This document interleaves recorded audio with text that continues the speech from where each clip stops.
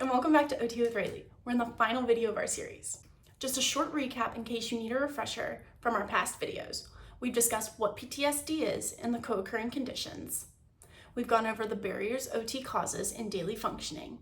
We've discussed how OT can help with those barriers, the process and focus of occupational therapy. And within this video, we're going to discuss when to seek occupational therapy and how to find services near you. When determining if you or someone else should seek OT services, it is important to analyze daily function and routines. If you find that there are impairments or barriers in daily functioning and routines, then you should seek OT services. These impairments include not being able to perform work or not having the level of function as before. For PTSD, this can look like experiencing flashbacks or dissociation, avoiding work, or being unable to perform a task physically. Another barrier can include having difficulty when managing one's health or medication. This can include becoming more sedentary, overeating, not taking medication, or not trusting yourself with your medication. Each of these are potentials for OT services, as well as the other barriers we talked about during videos 2 and 3. To seek OT services, you must have a referral from your primary care provider, and this is mandatory both internationally and here in the United States. From here, they will be able to determine what OT services you may need. Occupational therapy specializes in mental health, assistive technology, pediatrics, and much more. In Europe, depending which country you're in, there's an occupational therapy association, which tells you what occupational therapy services are provided near you. For example, those in Ireland, there is the Association of Occupational Therapists in Ireland. And through their website, utilizing your location, you can determine what occupational therapists are near you and the services they provide. In Germany, there is the German Occupational Therapy Association. There is also a website called OT Practice, which allows you to see occupational therapists in the UK. In Australia, you can find occupational therapists through the Occupational Therapy Australia. These are just a few of the international examples. Each country either has an occupational therapy association or affiliation, which can help you get in contact with OT services.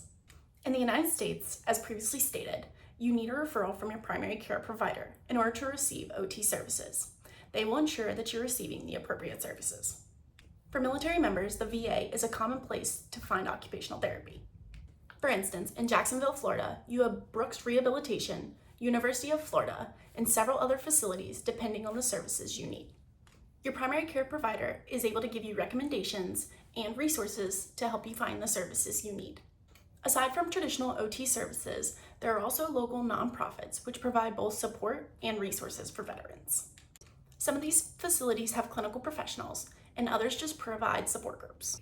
One local facility in Jacksonville, Florida, which provides therapies, counseling, and 12-step programs, is Second Mission Veterans Sober House.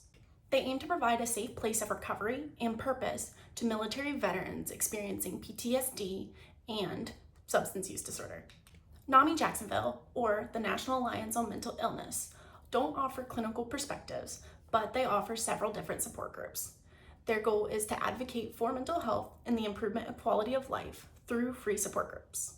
NAMI Jacksonville offers Homefront, which is a 6-week program dedicated to military members, veterans, and their families about the effects of PTSD. They also provide peer support groups, which can be beneficial to the veteran community. Another benefit of NAMI is they are nationwide. So if you're not local to Jacksonville, Florida, find your local NAMI and you can participate in their local support groups. Another local support group in Jacksonville, Florida is Women's Veterans United. They aim to support women that are active duty in the National Guard or reserves, regardless of their length of service or discharge status. They offer emergency shelter, financial assistance, personal and professional workshops, and many other services. They aim to aid in the transition into the civilian community for women and children. Aside from their services, they also offer programs. These programs range from education about business to businesswomen sharing their stories. Lastly, you have the Patriot Support Program. This program is offered across the country. They provide behavioral health services to military members, their families, and veterans. They provide care for complex conditions such as PTSD, depression, substance use disorder, and combat stress. They have both inpatient and outpatient facilities. That concludes our series about living life to the fullest, occupational therapy's role in veterans with PTSD. I hope you have enjoyed the information provided and now have a greater understanding about the profession of OT, specifically within mental health and with veterans with PTSD. Before you go, I have created an informational pamphlet. This pamphlet discusses the profession of OT, PTSD, the co-occurring conditions. It has a list of local resources and provides hotlines. There's also a section dedicated to this video series to share with others. That's a wrap on our last video. Thank you so much for watching this series.